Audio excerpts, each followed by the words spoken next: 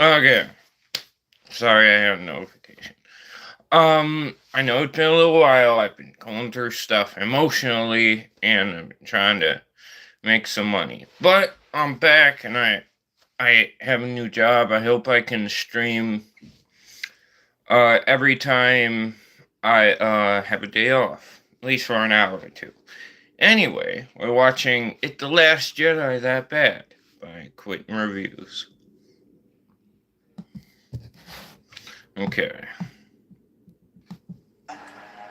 What God am I? The last Jedi will you be? Let us learn what you have done.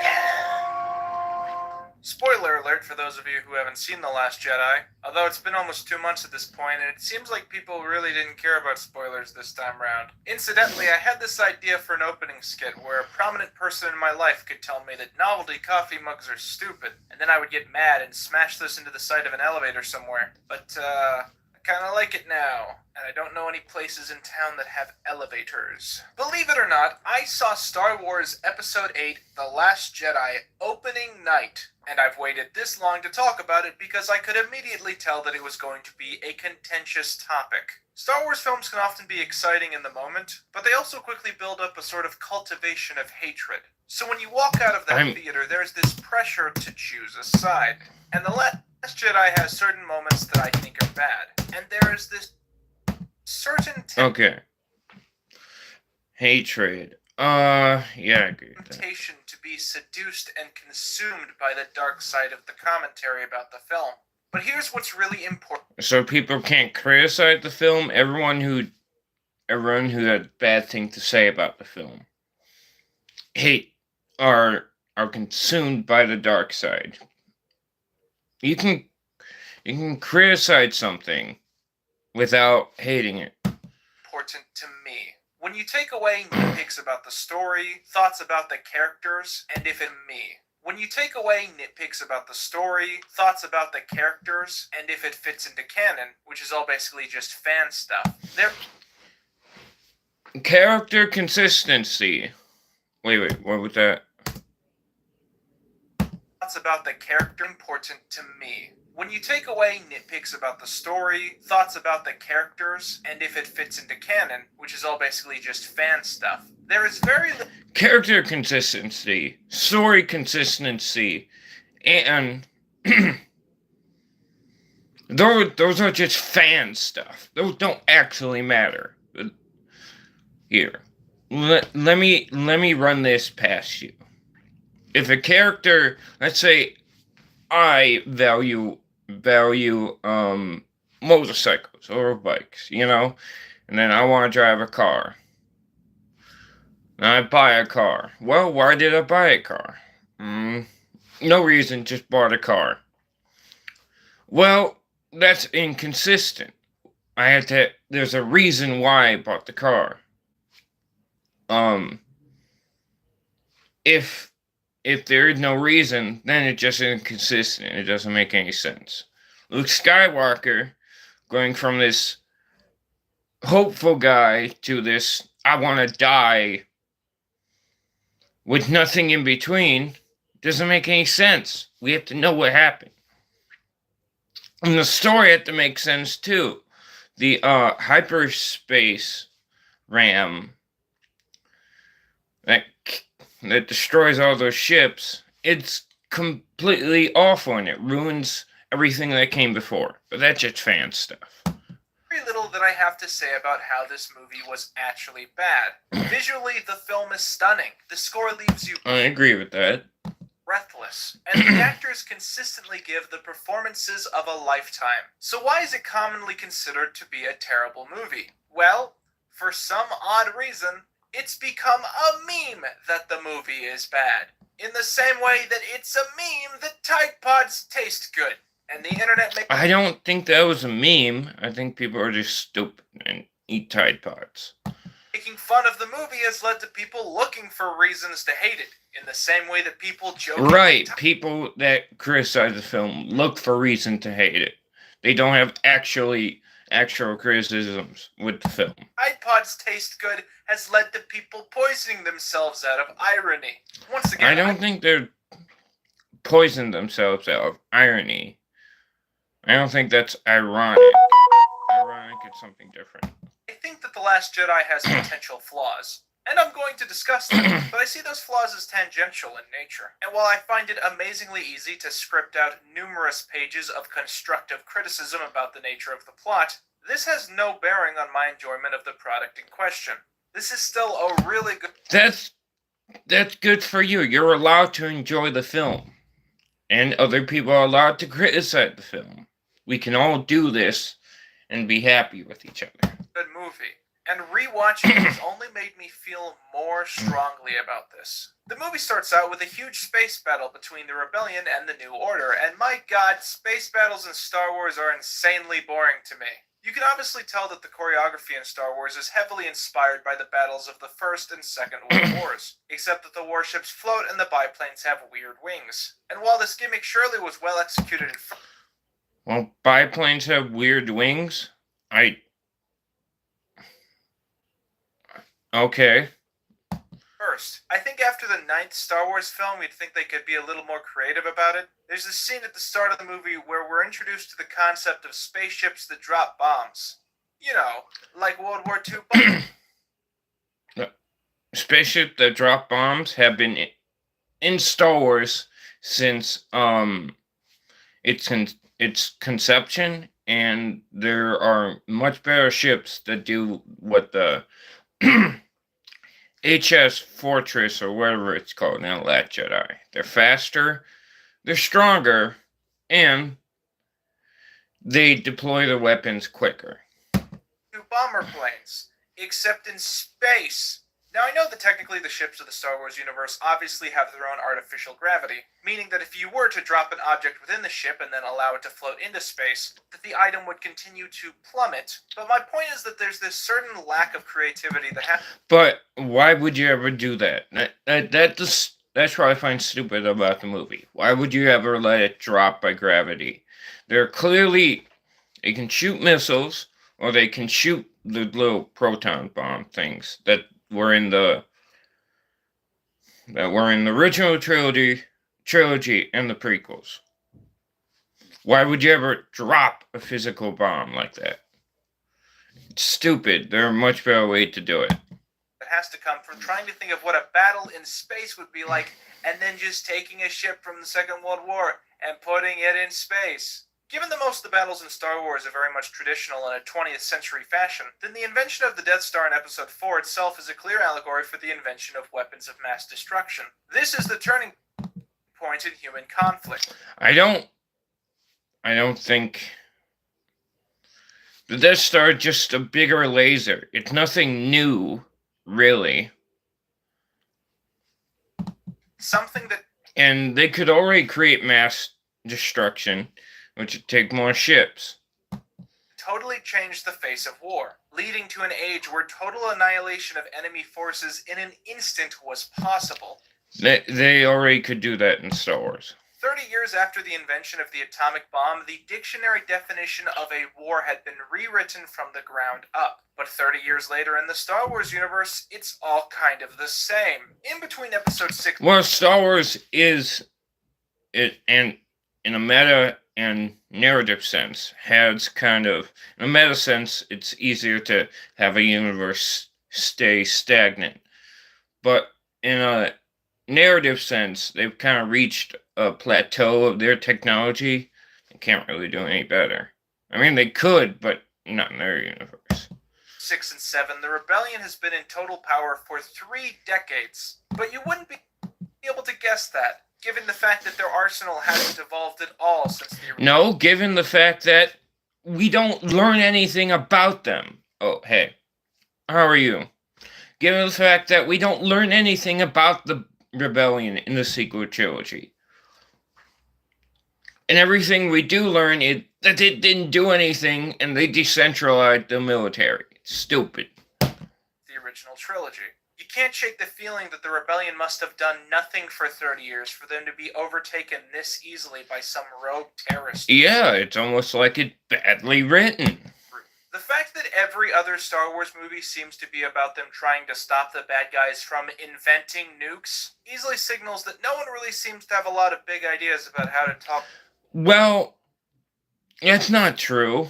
Only the prequels aren't about that, and that's not George Lucas's fault, because Rian Johnson wanted to make it about giant space lasers.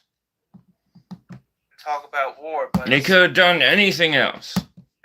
And I'm bringing all of that up because despite the fact that it annoys me, it doesn't ruin the fun. Remember in my last Right, it's fun. It's fun. Nothing makes any sense, and characters that should be dead are coming back, but it's fun. Said that the prequels are bad because the characters constantly lose the respect of the audience, while the universe seems to stay relatively consistent. Well, in the case of the sequel trilogy, it's the exact opposite. The universe is now contrived, without consistency, scale, or even the ability to not feel like a broken record. But none of this really matters when you're watching the film, because what you've actually come to see is the characters on the screen.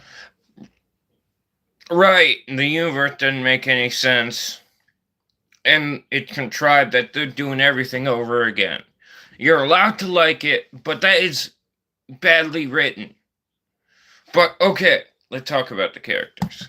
Characters like Rey, Poe, and Finn, who managed to carry The Force Awakens just by making the audience invested in their dynamic and what was going to happen to them. And so the creators... No, Rey doesn't really have a character in The Force Awakens. She just goes from one emotion to the next, not really going through any struggle. Poe is barely in the movie, and Finn is probably the best character in The Force Awakens, and in the trilogy, because he's the most interesting character. He's a former stormtrooper that has broke the conditioning and tried to become better. Creators of Episode 8 had the task of not only continuing the literal story of the battle between the Rebellion and the First Order, but also of using all of... No, it wouldn't be the Rebellion at that point. It'd be the Republic. The significant... But there is no real Republic, because all Rian Johnson wanted to do is original trilogy again. From Episode 7 in such a way that they could find a satisfying end in Episode 9. Most of the major plot points in Episode 8 are designed to specifically analyze and move forwards the leading cast, that being Rey, Finn, Poe, and Kylo Ren. What this means is that the story often takes more of an interest in having these characters appear and grow than it does having all of those plot points be connected in any sort of satisfying way. So, well,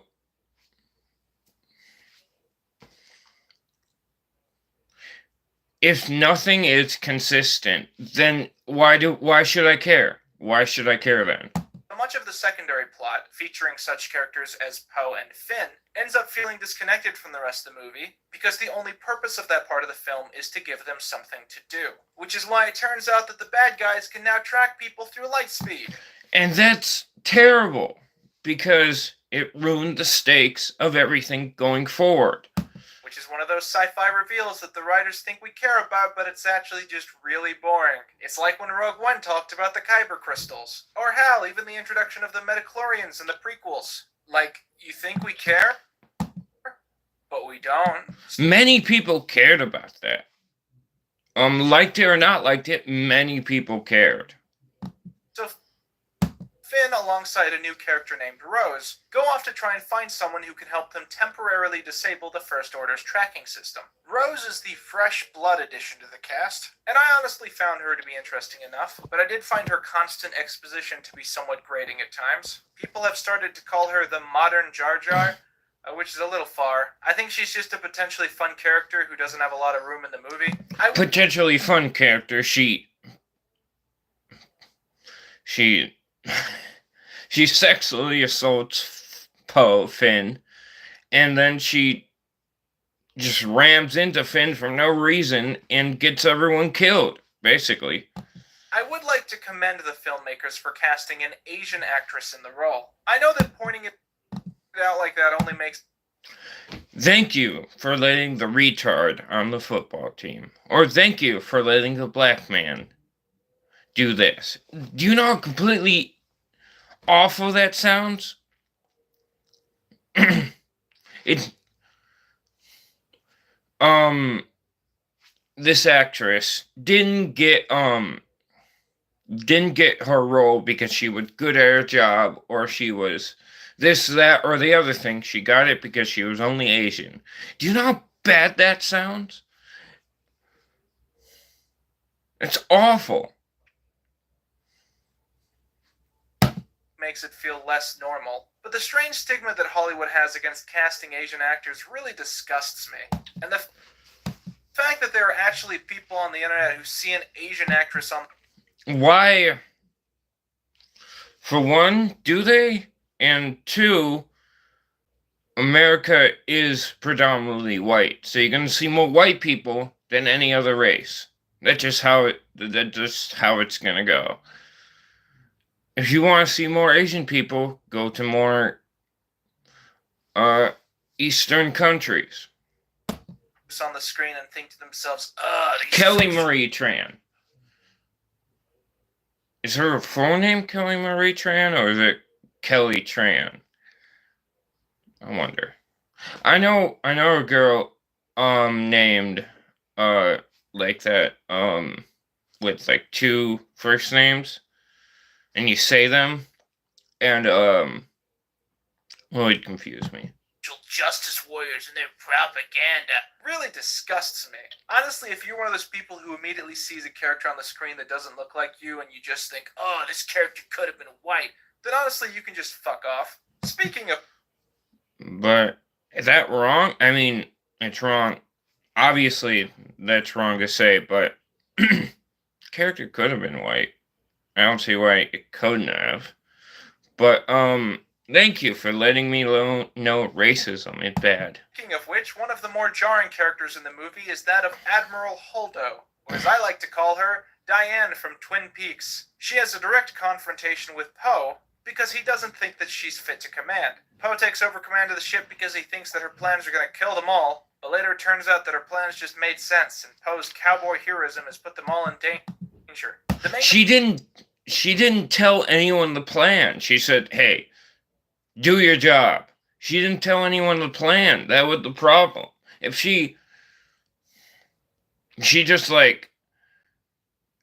expects everyone to die without an explanation. Everyone to potentially die without an explanation. And the fact that everyone except Poe and a few other people would let that happen makes them horrible people, in my book. The main complaint of the character tends to be that the failure of her command comes not just from Poe's overeager attitude, but also from her failing to tell anyone any of her plans. Honestly, that's a minor annoyance that doesn't really undermine the point of... Oh, the fact that she doesn't want to tell anyone, potentially leaves her information. It's just a minor annoyance. That part of the film? Die! I command you to die! Why? I won't tell you. But I've seen a lot of people say that it's, quote, feminist propaganda? What? Well, why would you wear a dress on... For one, why would you wear a dress on a battle cruiser? For one, wouldn't you wear military gear? That's how things go. I guess people are just triggered by Tumblr hair? Every movie, the women are the bosses, the women are the heroes. They're all lesbians. I don't even feel like her being a woman is that important to what she does in the movie. I just can't stop thinking that if this character was a guy, there wouldn't have been nearly as much backlash as there is. You can believe what you want, but that's not true. If she did the same things in the movie and was a guy, I would have problems with it. Because she just expects everyone to listen to her without any explanation. And that makes me think that backlash really doesn't matter at all. I really feel like there are a lot of good character ideas here, but they're just really quickly forced into these scenes kind of awkwardly, so they just come across as a bit comedic. There's this scene where Rose tells Finn about the slave trade on this city, and it makes Finn instantly hate the city, and that should be fine. But the way they executed it should be fine. I mean, Finn should have more. Finn doesn't talk about anything about the slaves or anything on this city. He says, "Oh, I'm angry now." We don't get character development for them. That part of the movie is just slavery bad, and not even slavery to the humans. Humans can, according to the movie, human slavery is good, but they're cute little animals. Them being enslaved, that's a bad thing. reminds me of this scene from Sharknado. They took my grandfather. So I really hate sharks. Now I really hate sharks too. Overall, That wouldn't be you can see where it's coming from. I feel like this whole part about them trying to hack the hyperspace thing, it just feels like an episode of Rebels. Half the stuff feels added just for the sake of Wikipedia. Is that a good thing or a bad thing? The reason that you understand how the characters feel about each other is that they keep saying how they feel about each other out loud, and the only point of most of these scenes is just to set up stuff that is set after this. Oh yeah, that's the point of setting up things. You want to set things up and pay it off later. What's wrong with that? This is the last chronological movie in the Star Wars universe right now, so we don't even know what that is. And with that out of the way, it's time to talk about the things that happened in the last... obviously, because they're setting it up. They do it poorly, but you're saying setting up things is bad. Jedi that people actually care about. The bit that has The Last Jedi. I love. You want Fortnite skins? Oh, sorry. How fun will it be to stop worrying about the default skins and start looking good? This film's take on Luke Skywalker. I love it. It's an epic story of passion and redemption. We get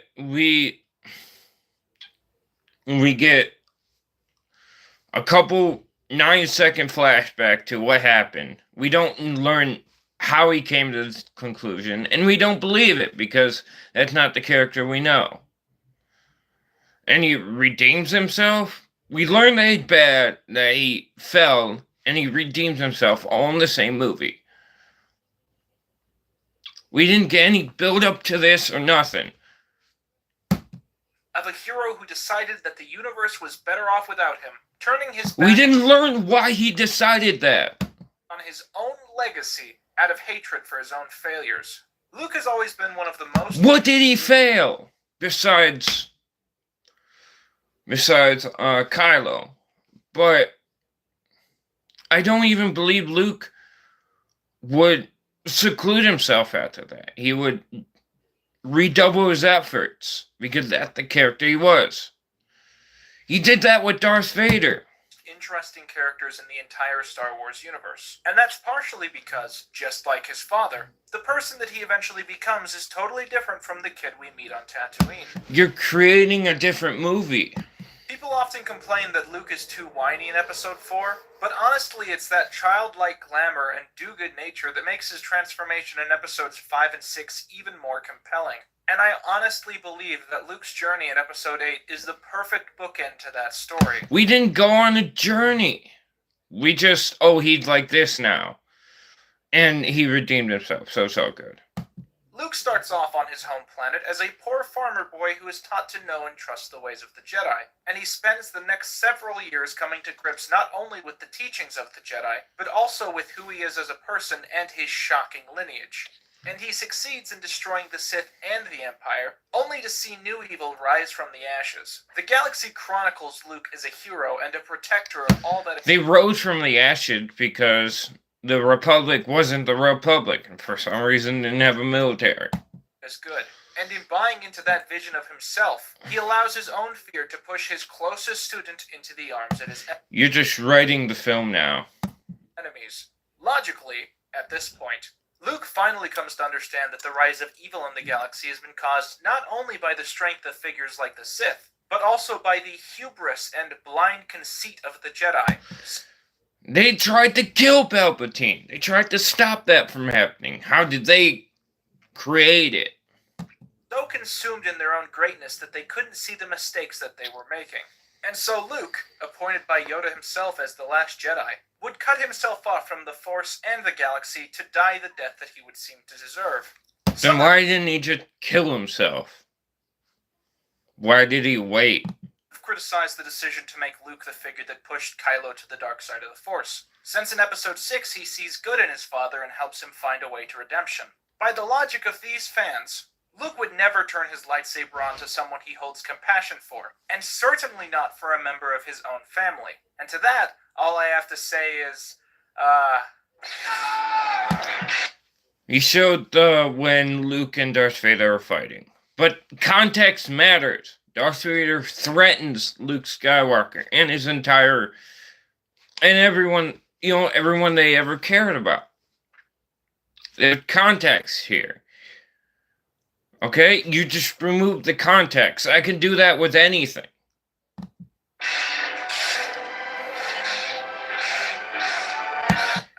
I think you guys are selectively remembering. You're selecting and remembering this. Do you know what he does after he realizes what he'd done? He doesn't want to fight his father. He realizes his mistakes and he turns back. This movie.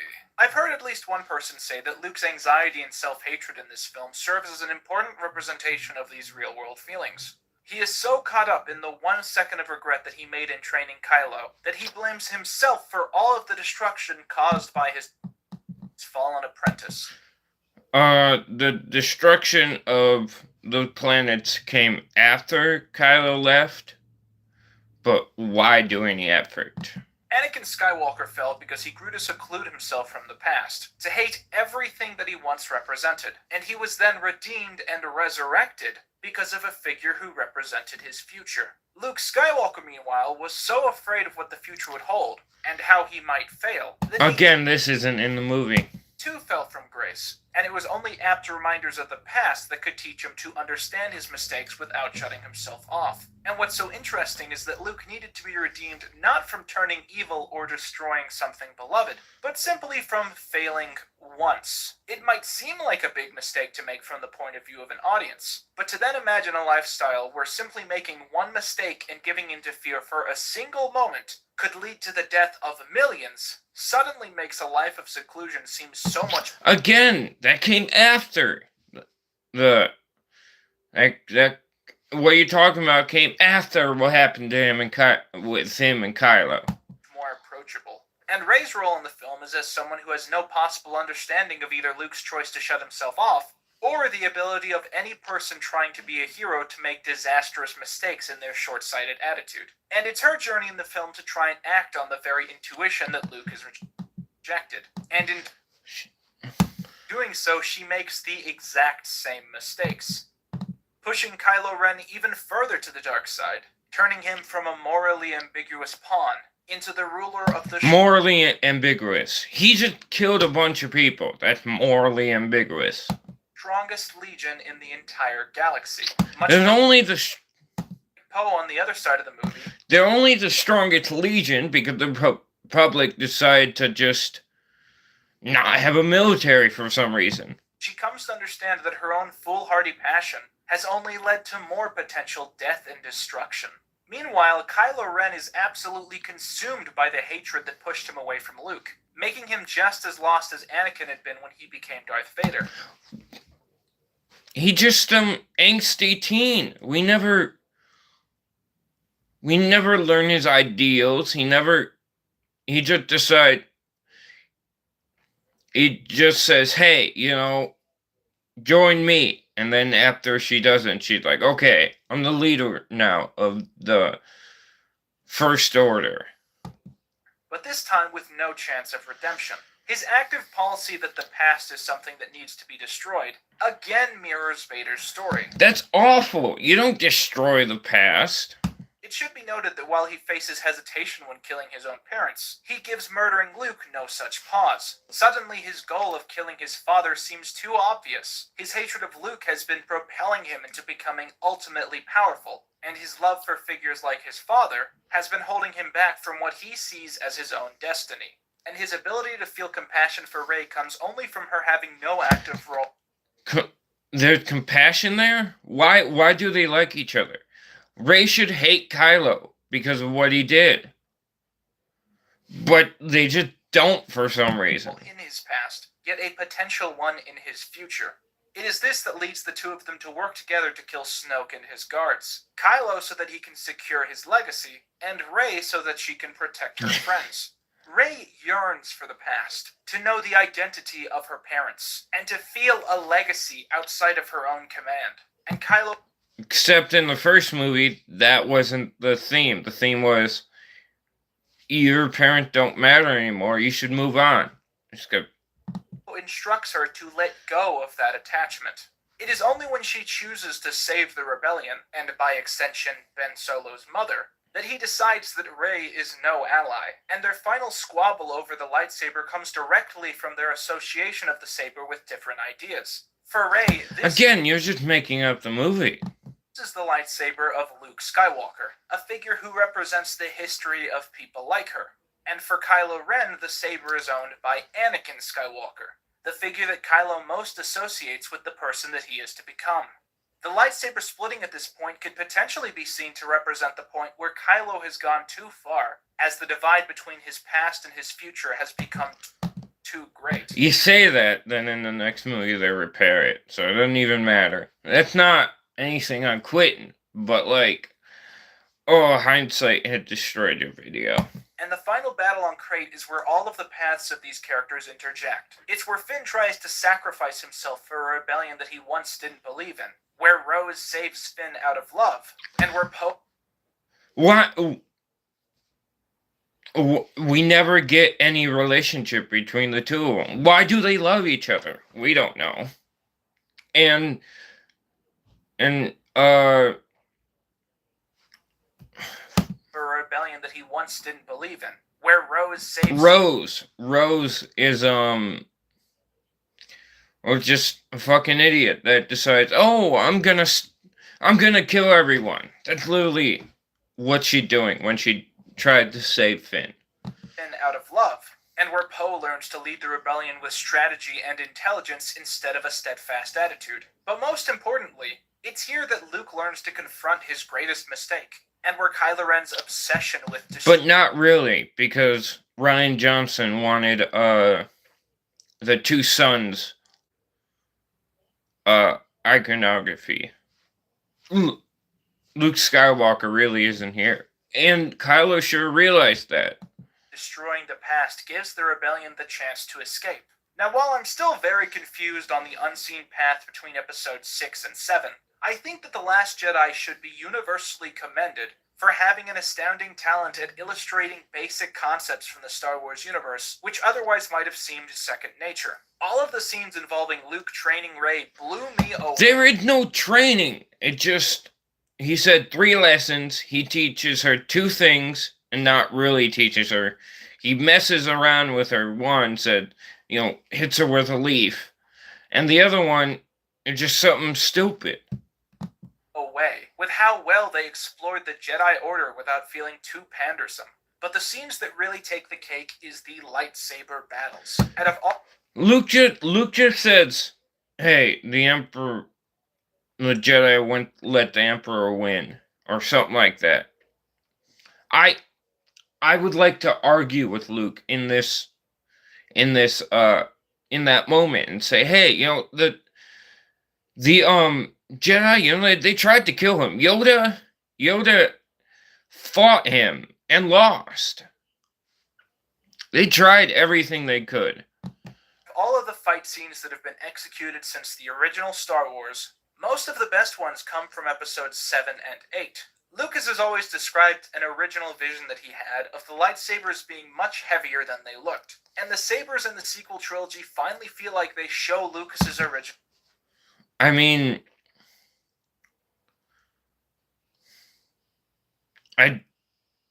That's never in the movies, so it doesn't matter. Image. They just feel so much more powerful in these 2 movies than any of the other ones, and they especially feel much more deadly. And while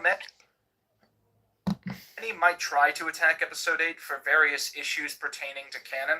I really can't help but think that this is the first movie to make all 8 episodes feel totally connected. No, we feel like we're missing an entire story between Return of the Jedi and episode 6 and episode 7.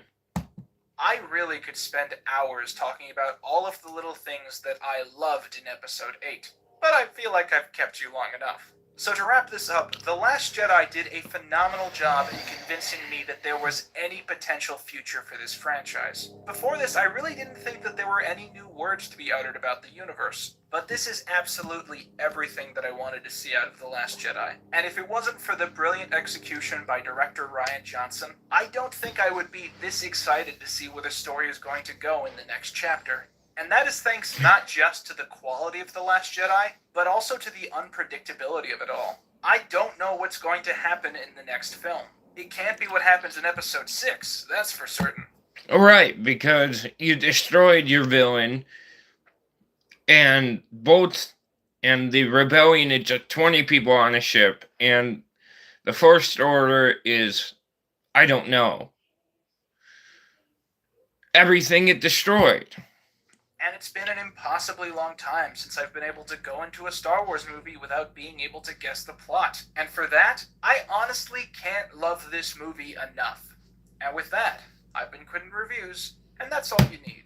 Anyway, like, subscribe, and comment. Thank you. Have a great day.